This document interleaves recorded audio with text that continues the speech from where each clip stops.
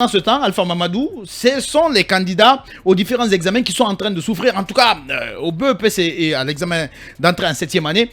C'est à eux de payer au prix fort voilà. Eux aussi, j'ai envie de dire. On est tous pratiquement pris dans la même nasse. On est en train de subir pratiquement le même calvaire. Non, mais nous assistons à des examens, à des résultats inédits cette année. C'est de 17%, on se retrouve à 15,04% d'admis au BEPC. Oui, moi je pense que c'est une grande première, de mémoire en tout cas de journaliste, je dirais. C'est la première fois que j'arrive à noter des résultats. 15,04% au BEPC et 17,62% je crois à l'examen d'entrée en 7e année. C'est tout simplement ahurissant ce genre de résultats. Maintenant la question de savoir est-ce que c'est le vrai niveau de nos élèves, est-ce que il y a autant de questions qui se posent, il y a plein de questions qui se posent, donc c'est pour dire que quelque part on est loin de sortir de l'auberge aujourd'hui. Et ces résultats 15,04%, on sait qu'aujourd'hui dans les familles actuellement c'est toute la psychose qui s'empare de toute la Guinée, de Conakry à Yomou, de Koundara à Sigiri. Tous les Guinéens aujourd'hui sont dans l'expectative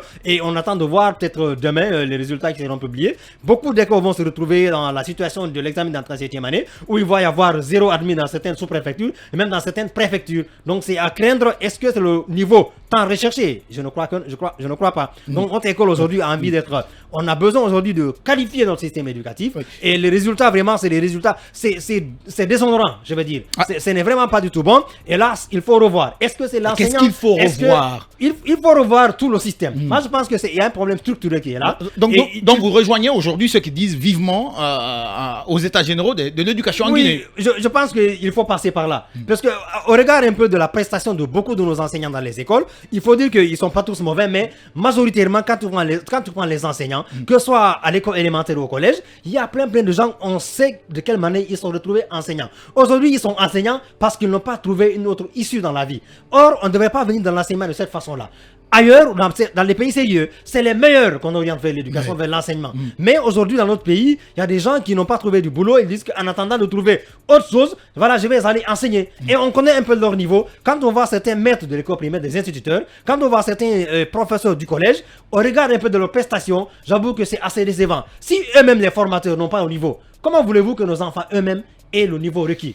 J'avoue que c'est un réel problème. Moi, je prends l'exemple un peu sur une école de la plage, je vais taire le nom, où les enfants à la maison sont venus se plaindre.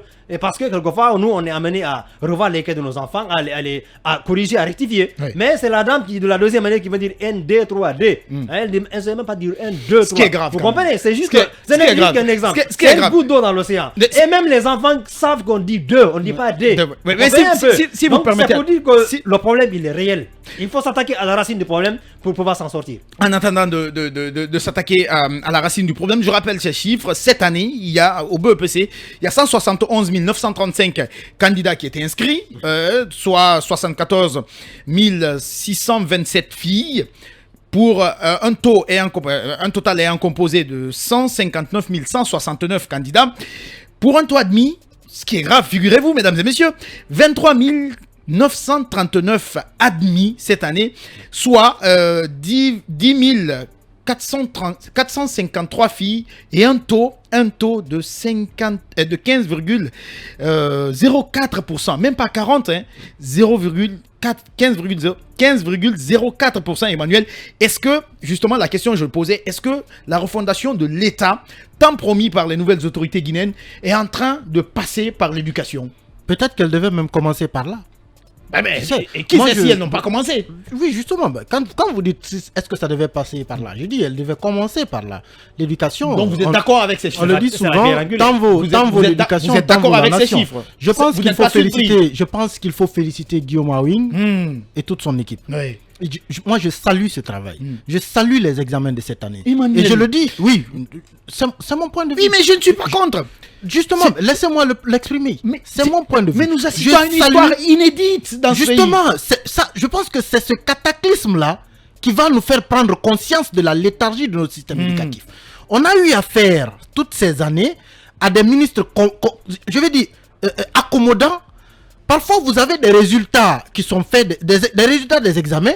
on trouve que le résultat est catastrophique, on appelle le président il dit non mais si on publie, il y aura des remous, il faut repêcher. Et on se permet de... Oui, il y a eu des résultats d'examen. Attention, on a politisé. Il y a eu des résultats d'examen où si le président ne donnait pas son aval, on ne pouvait même pas les publier. Moustapha, soyons sérieux. Il faut saluer Guillaume Awing et toute son équipe pour ce travail. On sait que les examens de cette année ont été des examens de qualité, des examens sérieux. Les élèves n'ont découvert les sujets que dans les classes. C'est une première aussi, il faut le dire. Ce n'est pas un cauchemar pour... Non, ce n'est pas un cauchemar parce que ça, ce sont les méritants, Moustapha. Ce sont les méritants qu'on vient de nous présenter, les vrais méritants des examens. Demain, il faut dire à ceux qui seront au collège qu'ils ont mérité d'être là. Ceux qui seront au lycée, ils ont mérité d'être là. Et ceux qui iront à l'université, ils ont mérité d'y aller. Vous avez aujourd'hui combien de générations d'étudiants qui sortent de l'université qui ne peuvent pas vous construire une phrase sérieuse. Absolument, mais absolument. Vous pensez qu'on peut continuer à crier il n'y a pas d'emploi, il n'y a pas d'emploi, mais il y en a qui ne sont pas employables en réalité. Parce que le niveau aujourd'hui, quand on sort des universités, le niveau lui-même il est catastrophique. Et c'est parce que ça a raté à la base. Parce qu'on a été compromettant avec la formation, on a été compromettant avec les évaluations. Ça, c'est l'autre reflet dans notre miroir. Guillaume Awing nous a renvoyé le vrai reflet du système éducatif guinéen.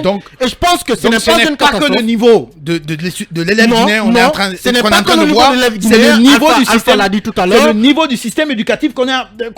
Il y a eu un moment ici où on a eu affaire à une catégorie d'enseignants qui voulaient être enrôlés à la fonction publique sans passer le concours. Oui, on a connu. Et tout récemment. Et il y en a qui ont soutenu cela.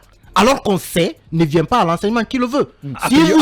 Si vous avez le niveau requis, vous pouvez passer le concours. Mais si vous avez déjà un système dans lequel des enseignants, ou en tout cas des prétendus enseignants, peuvent se permettre d'exiger d'être engagés sans passer le concours, ça vous donne déjà le reflet de ce que le système sera demain. Il faut qu'on soit exigeant d'abord avec les résultats, parce que ça permet de comprendre le niveau réel de l'élève, le niveau réel des formateurs, et c'est un diagnostic qui est posé. Maintenant, il faut s'asseoir pour trouver une solution à cela, pour déjà localiser le problème et y apporter des réponses. Et les assises, je pense, les assises de l'éducation, c'est plus que urgent, parce que ça ne peut pas continuer.